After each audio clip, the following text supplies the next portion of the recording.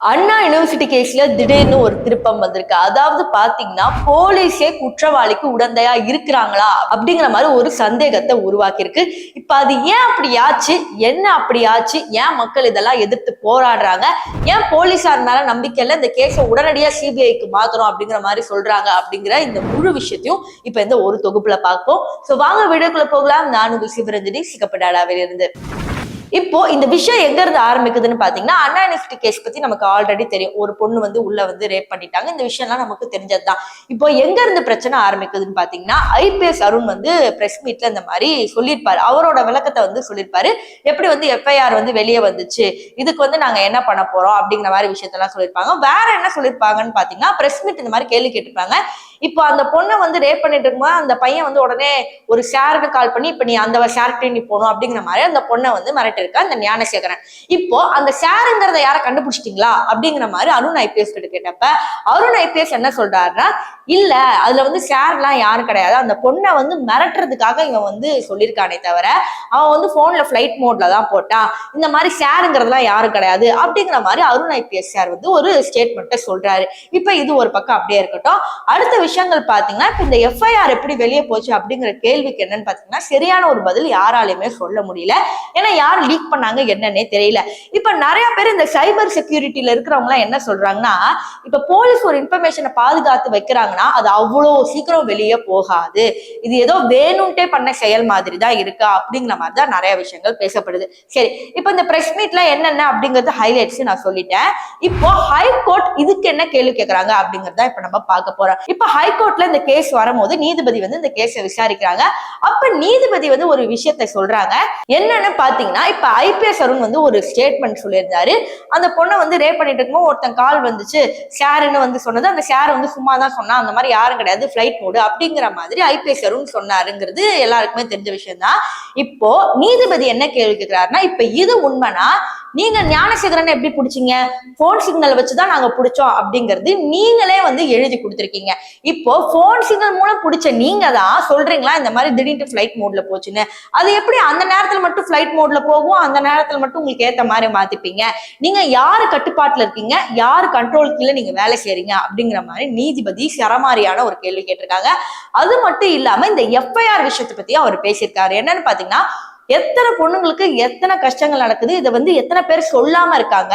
இப்ப இந்த ஒரு பொண்ணு காலேஜ் ஸ்டூடெண்ட், ஒரு செகண்ட் இயர் படிக்கிற பொண்ணு தைரியமா போலீஸ்ல கேஸ் கொடுக்குது. அப்ப அந்த பொண்ணோட விஷயத்த நீங்க எப்படி கட்டி காக்கணும், அவங்க பேரண்ட்ஸ் நேம்ல இருந்து, அவங்க ஊர்ல இருந்து, அவங்க போன் நம்பர்ல இருந்து ஒன்னும் விடாம நீங்க அப்படியே எஃப்ஐஆர் லீக் ஆகிருக்கு. இதுக்கு எந்த ஒரு பொறுப்பையுமே யாருமே எடுத்துக்க மாட்டேங்கிறீங்க, ஒவ்வொருத்தரும் ஒவ்வொரு சாக்கு தான் சொல்றீங்க அப்படிங்கிற மாதிரி நீதிபதி இன்னொரு கேள்வி வைக்கிறாங்க. சோ வேற என்னெல்லாம் நடக்குதுன்னு பாத்தீங்கன்னா, இந்த மாதிரி கேமராஸ் எல்லாம் வேலை செய்யல, ரொம்ப பழுதாகி இருக்கு அப்படின்னு சொல்ற நீங்க தான் ஒரு கட்டத்துல என்ன சொல்றீங்க, ஞானசேகரனை கண்டுபிடிச்சது நாங்க கேமரா மூலியமாவும் கண்டுபிடிச்சோம் அப்படின்னு வேற மாதிரியும் சொல்றீங்க. இப்ப இன்னொரு என்ன நீதிபதி கேள்வி கேட்கிறாரு, ஞானசேகரனுக்கு எப்படி அடிபட்டுச்சு அப்படின்னு கேட்கும் போது இங்க இருந்து போலீசார் தரப்புல என்ன சொல்றாங்கன்னா, இந்த மாதிரி அவர் வீட்டுல போய் பிடிக்க போகும்போது அவர் 3வது மாடியில இருந்து கீழே விழுந்துட்டாரு அப்படிங்கிற மாதிரி என்னென்னமோ போலீசார் சொல்லும் போது, அப்ப நீதிபதி என்ன கேட்கிறாருன்னா, அதாவது நீங்க பிடிக்க போய் குற்றவாளி விழுந்துட்டாங்க அதானே அப்படிங்கிற மாதிரி கேள்வி கேட்கறாங்க. சோ நீதிபதி என்ன சொல்றாங்க அப்படின்னு பாத்தீங்கன்னா, இந்த கேஸ சரியா விசாரிக்கணும். அதாவது விசாரணையில இருக்கும் போதே அருண் ஐபிஎஸ் எப்படி இப்படி ஒரு ஸ்டேட்மெண்ட்டை சொல்வாரு, ஒருத்தர்னாலதான் இது நடந்துச்சு அப்படிங்கிற மாதிரி சொல்றது மிகவும் பாத்தீங்கன்னா ஏதோ ஒரு அழுத்தத்தினால சொல்லியிருக்காருன்னு தோணுது.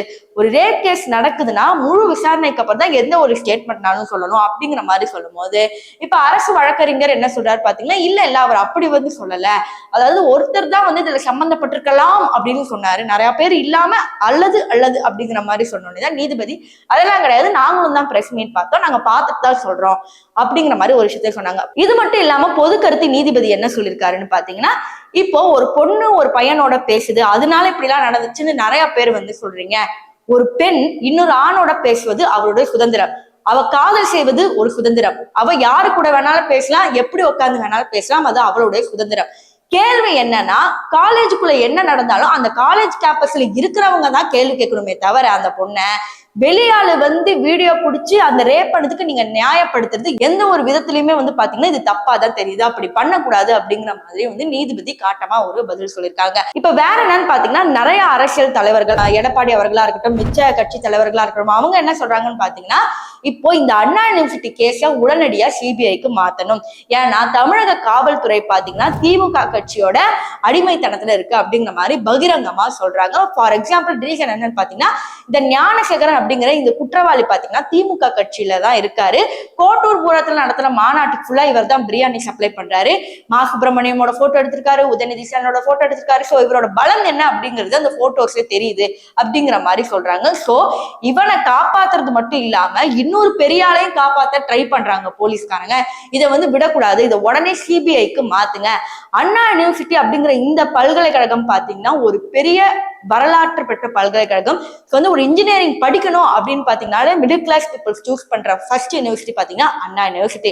சோ அப்படி இருக்கிறப்ப இந்த யூனிவர்சிட்டியில கேமராஸ் கூட சரியில்லை. பெண்களோட பாதுகாப்புக்கு என்ன உத்தரவாதம்? நிர்பயா ஃபண்ட் அப்படின்னு 1000 கோடி கொடுத்துருக்காங்க, அதெல்லாம் என்ன பண்ணீங்கன்னு ஃபுல் அறிக்கையை சொல்லுங்க அப்படிங்கிற மாதிரி நீதிபதி சரமாரியா கேள்வி கேட்டுறாங்க. இப்ப தமிழக அரசு அது கொஞ்சம் டைம் கேட்டிருக்காங்க. இப்ப இதுக்கு என்ன தமிழக அரசு பதில் சொல்ல போகுது நீதிமன்றத்துல அப்படிங்கிறது வருங்காலத்துலதான் நமக்கு தெரியும்.